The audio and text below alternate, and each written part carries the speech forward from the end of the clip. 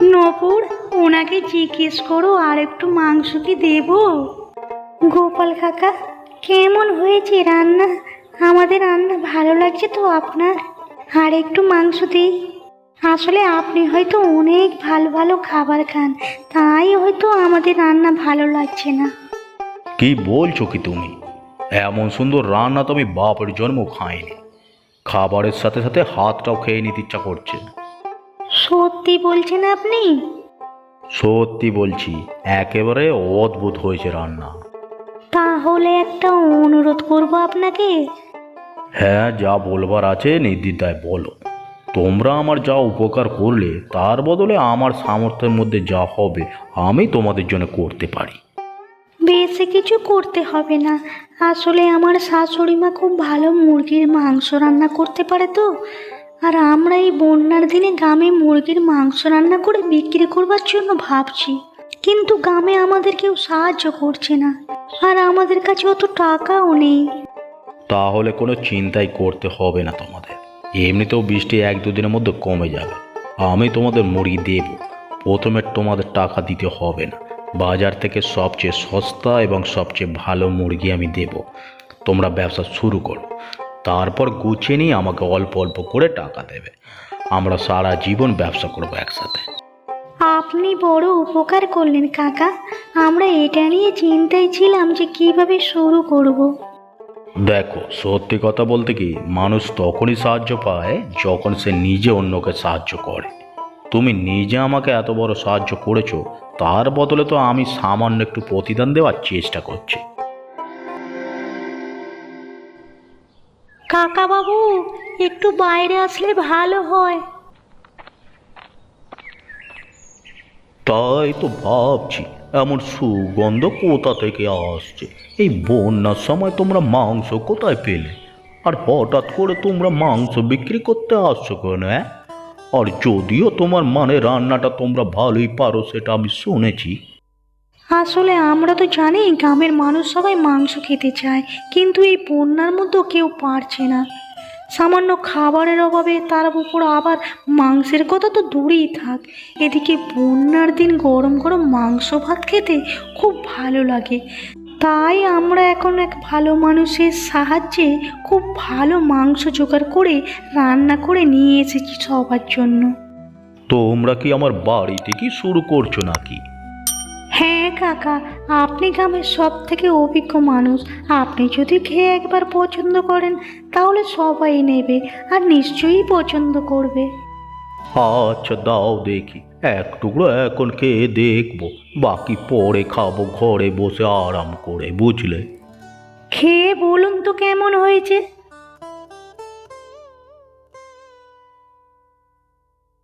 আরে বাহ, এ তো দারুণ গো বৌমা। আর সত্যি কথা বলতে কি, তোমার ছেলের যতদিন না বিয়ে হচ্ছিল ততদিন এই আমার বাড়ি বয়ে এসে কতগুলো খারাপ কথা শুনিয়ে গেছে গ্রামের লোকজন। কিন্তু আমার মনে হচ্ছে তোমরা এমন সুন্দর রান্না করে তাদের উচিত জবাব দিতে পারবে। কাউকে জবাব দেওয়ার জন্য তো আমরা করিনি, মানুষের ভালো করা এবং নিজেদের ভালো থাকার জন্য করেছি। আমি আশীর্বাদ করছি তোমাদের, এ ব্যবসা তোমাদের খুব ভালো করে চলবে। ঠিক আছে কাকা, আমরা তাহলে যাই এখন, অনেক বাড়ি যেতে হবে এখন।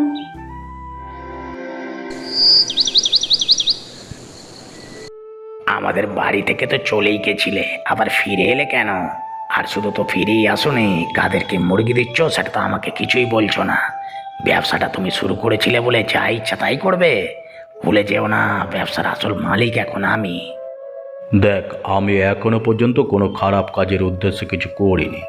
আমি যদি কিছু করে থাকি তাহলে ভালো কাজই করেছি। ভালো কাজ কি খারাপ কাজ আমি জানতে চাই না। তোমাকে আবার এই বাড়িতে ফিরে আসতে কে বললো? বর্ষার মতো তো চলে গেছিলে তোমার নিজের ভাগের মুরগি নিয়ে। কেন, তোকে বলিনি যে ঝড় বৃষ্টি বন্যার মধ্যে আমার সব মুরগি ভেসে গেছে? গ্রামের মধ্যে একটা ভালো পরিবার আমাকে বাঁচিয়েছিল, তাই তাদের হোটেল খুলবার জন্য আমি মুরগি দিয়ে সাহায্য করি। কেন, তুমি ভেসে চলে গেলে কি আমার ক্ষতি হতো? উদ্ধার পেতাম আমি।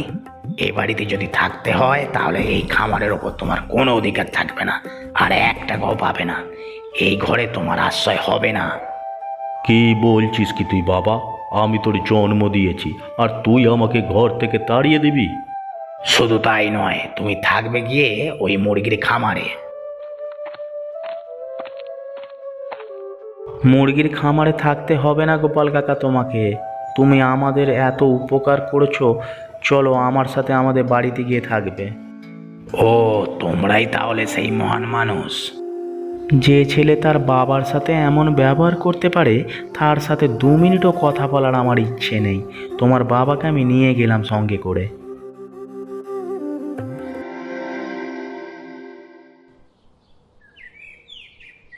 কাকা, প্রথম যখন দেখা হয়েছিল তুমি বলেছিলে যে আমি তোমার মেয়ের মতন, তাহলে তুমি মেয়েকে এই সত্যিটা বললে না কেন?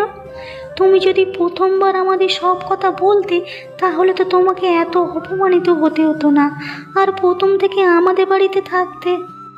কপাল রে মা কপাল, কেউ কি আর তার নিজের অসহায়তার কথা বলতে চায়? তোরা আজকে গেলি বলে জানতে পারলি, না হলে হয়তো রাস্তায় রাস্তায় ঘুরে ঘুরে মরতাম। তোরা জানতেও পারতিস না। কিন্তু হঠাৎ করে তোমার ছেলে এরকম কেন করছে? তুমি এত ভালো মানুষ, আর তোমার ছেলে এমন শয়তান কেন? শয়তান আগে ছিল না, খুব ভালো ছিল রে। কিন্তু চাঁদু নামে একজন কুয়াশার সাথে মিশে এমন শয়তান হয়ে উঠেছে দিন দিন। আসলে আমার ব্যবসার উপরে হিংসা করে চাঁদু ভুল বুঝিয়ে ছেলেটাকে নিজের দলে টেনে নিয়েছে আমার ব্যবসাটা দখল করার জন্য। কি বললে তুমি? চাঁদু কসাই? সে তো আমাদের গ্রামের লোক। কি বলছিস কি তুই?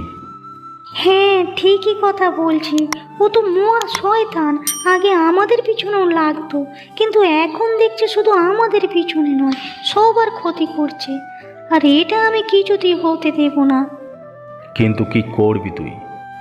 তুমি আমাকে বলো যে তোমার ছেলে চাঁদুর সাথে কবে কবে কোথায় দেখা করে? সপ্তাহে রবিবার করে ওরা ওই মাঠের দিকে আড্ডা দেয়।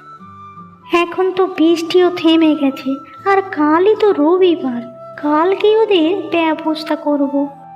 কি ব্যবস্থা করবি? ওদের আড্ডায় নিশ্চয়ই মাংসের দরকার পড়ে। কালকে ওদের একটু বিশেষ মাংস খাওয়াবো আমি, আর তোমরা সবাই লুকিয়ে দেখবে। কিন্তু এসব কি করে হবে? তোমার ছেলে আবার তোমার কাছে ফিরে আসবে, নিজের ভুল বুঝতে পেরে। আমার ওপর এইটুকু ভরসা করো, দেখবে সব ঠিক হয়ে যাবে। আচ্ছা, তুই যা ভালো বুঝিস কর।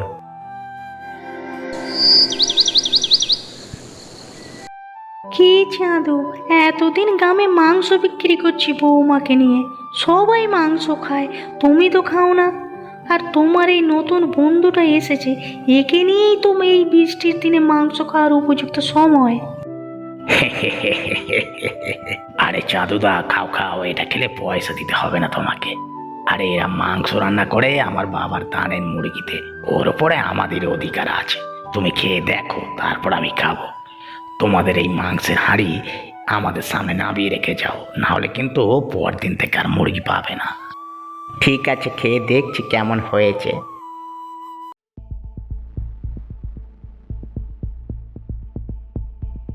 ওরে বাবরে, চলে গেলাম রে, মরে গেলাম রে। ও, এই কি হয়েছে তোমার? ঝাল, খুব ঝাল, বিষের মতো খুব ঝাল। আমার সারা শরীর চলছে। কি দিয়েছে মাংসের মধ্যে? নড়েন, জল জল দে, জল দেয়, জল।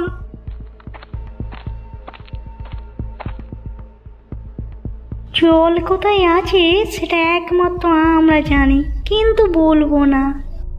কেন কেন, কি চাস তোরা? যত তাড়াতাড়ি সব সত্যি কথা বলবে, তত তাড়াতাড়ি জল পাবে তুমি। কি কি কি কি কি সত্যি? কেন তুমি এই নরেন্দার মাথা খাচ্ছ সেটা বলতে হবে। উফ, কসাই হতে গিয়ে আমাকে বাইরে থেকে মাংস কিনতে হয়। ওকে হাতে রেখে ওর বাবার ব্যবসাটা নিজের নামে করতে পারলে তাহলে নিজের খামার আর নিজে কসাই হয়ে দ্বিগুণ লাভ করতে পারবো। সেই জন্য এখন জল দাও, জল দাও, জল। কি বললি শয়তান? তার মানে বাবা যা বলেছিল সেটা সত্যি?